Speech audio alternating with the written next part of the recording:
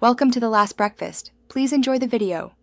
You start by cutting 2 discs, one larger, one smaller, because size difference creates stable rotation. Use a compass or template, 10 cm outer, 7 cm inner. That proportion keeps letters readable. Once cut, mark the exact center and punch a 1/8 hole so the pivot is tight but free. Make sure the outer disc has a to Z evenly spaced. The inner gets 0 to 25 or a secondary alphabet. These steps set alignment and accuracy for every subsequent shift. Next, you divide both discs into 26 equal sectors so letters map consistently. Use a protractor. Each sector is 360 divided by 26, about 85 degrees.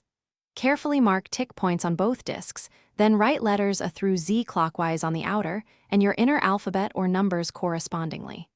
Once done, assemble with the pivot and test several alignments, like a over A, then a over D to confirm smooth indexing. Make sure the pivot is reinforced. That prevents wobble and misread. Finish by securing the pivot with a small bolt, rivet, or washer so the discs rotate smoothly without slop.